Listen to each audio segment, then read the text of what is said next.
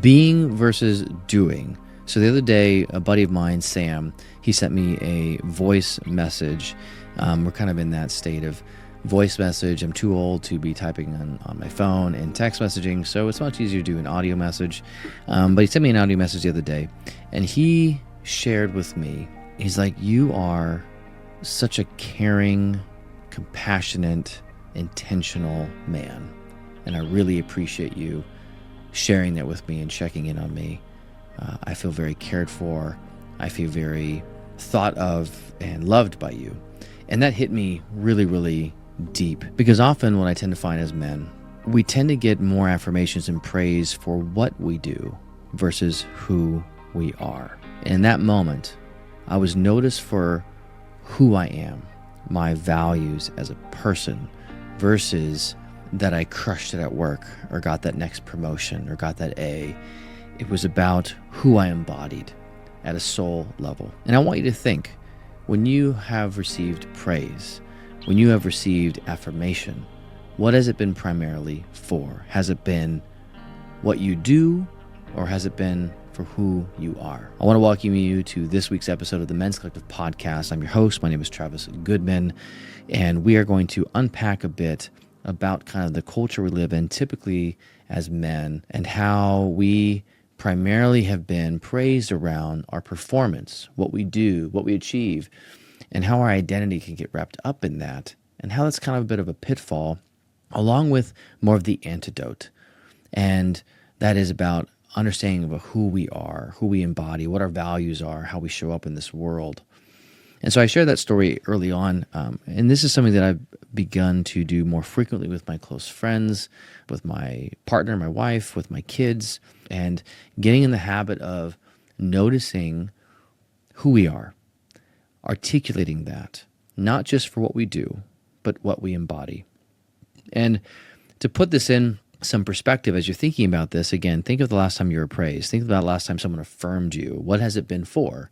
Again, has it been for what you've done or who you are? And there's this kind of problem that we, generally speaking, we see in the West. So I can't really speak for other nations, other cultures, but typically what I've experienced growing up anecdotally and what I've read in research is that primarily men are praised for what they do.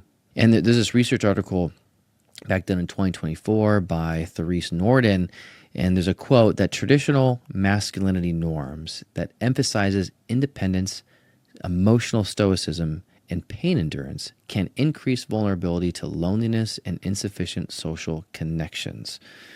And so I share that because there's been a lot of research done on this topic, and again, men have been typically tied to what they achieve, for their performance, for their financial gain, for the car they drive, for that promotion, for maybe their physical features in the gym, for, if they're doing like a sports. I remember growing up in sports, it's often, hey, great job, you got that catch, you won the game. Now, a quick caveat, there's nothing inherently evil or wrong with acknowledging maybe achievement or acknowledging, a promotion or a car, or that you won a football match. But when our identity is primarily wrapped around achievement, around success, around titles, well, then that becomes and often becomes this state of being where our identity is thin, that our identity can be shaken and rocked when we don't get that promotion, when we maybe lose some money, or we don't win the match, that we can become crushed and have this identity crisis, if you will, of who am I really? And I've worked with clients before in coaching and in therapy where I'm thinking of a particular client where football was his life. That was everything. His identity was wrapped up in who he was as a football player. He then got injured, and all of a sudden he couldn't play anymore. In fact, he was arguably one of the better members of the team. He was the quarterback. He was kind of the, highlighted as the guy that was going to go on to college. And he suffered an injury again, and it crushed him. He struggled with his identity, and friends he thought he had left because he was no longer achieving. And so this is not just a crisis of his own personal identity, but also communal identity and how we see others. And so when we tend to focus or this over focus on what we do, it leads often to this loneliness, this state of disconnection from not only our inner life, but how we relate to other people. And there's this kind of psychological impact, again, of affirming our identity, and that it's not just, again, what we do, but who we are. And so there's this self-affirmation theory, too, in another research article done by Sherman and Cohen in 2021 that shows that affirmations about core values can reduce defensiveness and increase openness to growth. So this is why affirmations matter. Affirmations on who we are, our being matters, and why it's more significant to affirm, again, who we are versus what we do. This also reminds me of Brene Brown's book. If you haven't read it, Daring Greatly. And she talks about, she's got these 2 chapters dedicated, one for traditionally those identify as male and those identify as female. And her research showed a stark difference. And what her research shown was that those identify as female often can have their identity wrapped up in how they look, their body image, and are they acceptable, and how they get their value and worth. Now, again, I'm not going to go into all the possible reasons why that's not a great thing. Read her book. But just to show a point, and often men, she contrasted those that identify as male, and men often wrap up their identity in achievement, success, financial gain, etc. Those are often problematic because those things can be lost. Those things are paper thin, and those things often lead to a kind of a black hole, if you will, of having to constantly reinvent and prove and show value and worth. And in the end, how that tends to lead to shame. And that was her book. The whole book essentially was about shame. Again, haven't read the book, Daring Greatly. I'll put a link in the bio. You could Google it, Amazon it. Great book, great read, all research-based. And she talks about this. And, part of her book and kind of what I'm talking about here is we need to go something much deeper. Not, again, what we do, but who we are. Going back to that research article by Sherman and Cohen, again, I'll link it in the comments, or I'll link it in the description, that affirmations of our core values can reduce defensiveness and increase openness to growth. And this is about the idea shifting from, if you think about, if you're working really hard, let's say you're, working really hard to get a promotion, or working really hard on a project, or you're working really hard to push yourself in the gym, or something to that effect, is we're acknowledging the personhood, like you are courageous versus like, hey, you crushed it or you got that promotion. It's acknowledging the effort, right? You probably even heard this with children, like acknowledging the effort, not just if they got that A or not. And we're going much deeper. Again, it's not that we don't acknowledge the A. It's not that we don't acknowledge that, hey, we were victorious, or that you completed that thing you put your mind to, but it's beyond that. It's kind of including that, but much deeper. In the Men's Collective, we had this practice recently, where we wanted to practice sharing affirmations for who we are, getting in that habit, getting in the awareness of acknowledging those traits in other men and in ourselves.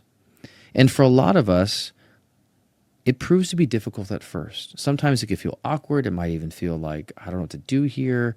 We might even struggle with identifying kind of a state of being or character traits outside of achievement, especially if we grew up in a home or an environment that's how primarily we were noticed.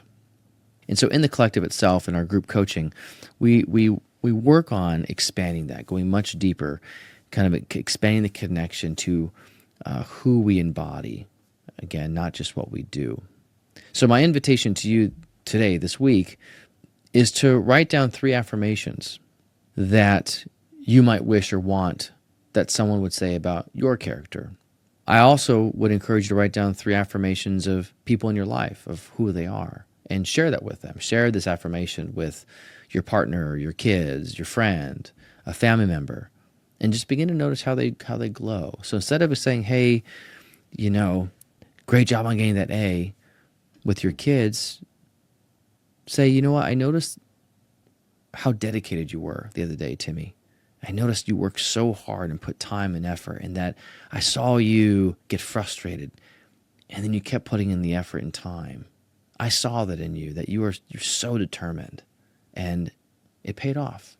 Also, we could also acknowledge that in someone when something doesn't pay off. We could also acknowledge that, man, I saw you really hard. I work really hard. I saw you put in that effort. I saw you studying late hours. I saw you, were determined. And I know that you looks like you didn't get the grade you wanted or the result, but I want you to know that I saw that in you. We can also do this with our spouses, for example, sharing this with, with our wives, with our partners. For example, I can go to my wife and I can acknowledge that, I felt so loved and appreciated by you, right? When you put that thoughtful note in my bag, sharing, how much you appreciated my time and help with the kids and how you felt cared for. Like I just affirming her, or affirming her in a way that's saying something to the effect of, I love how patient you are with our kids. I love how loving you are. I love to see how you navigated that difficult time, for that bedtime routine with our kids. I used to remain calm, and you were this grounded presence, and I thank you for that. So we're looking at what they embody, their character traits. And so we want to begin to do more of this. And what I've noticed too in my own life, in my personal life, as well as in the men's collective, in my coaching practice, in my therapeutic practice, along with my friends, is that you feel more connected. It really does invite us into a more close connection. It does build resiliency. It builds a sense of confidence, a sense of authenticity, a sense of kind of like a grounded resolve, if you will, especially when things don't go the way we plan, that we can lean back on, again, our kind of our core identity, like I'm courageous, or I'm patient, or I am generous, right? That I am determined. That withstands, I believe, the storms of life, the chaos, the things that don't go the way we planned them. Because often a lot of life has that stuff happening. It does not go the way we planned. And we want to remain resilient in those moments. And so my encouragement to you this week is to write those affirmations down, things you know about yourself and things you want to share with others. And I want you to know that you are more. You are more than what you do, far more than what you do. And when you see that in others as well, I want you to give them permission to believe it too. Like I want you to share that with others. And imagine the impact that might have in your family life and your friendship life when we begin to affirm each other for who we are more frequently, not just once in a blue moon, but on a regular basis. And I heard this said once by a parent, like a child psychologist and researcher, and she said, like, you cannot spoil a child with like love and affection and affirmations. That's not how you spoil them. If anything, we build up their resiliency, their authenticity. And when we do that, we're often affirming who they are, the character traits that they embody, not for what they do. And if you're interested in learning more about the Men's Collective, if you want to work with me, you go to menscollective.co. You can also go to travisgoodman.lmft.com, and you can join the mailing list. Shoot me a message. Find us on YouTube, Spotify, and Apple. And again, I encourage you to share some affirmations with those that you care for and you love. Until next time, have a great day.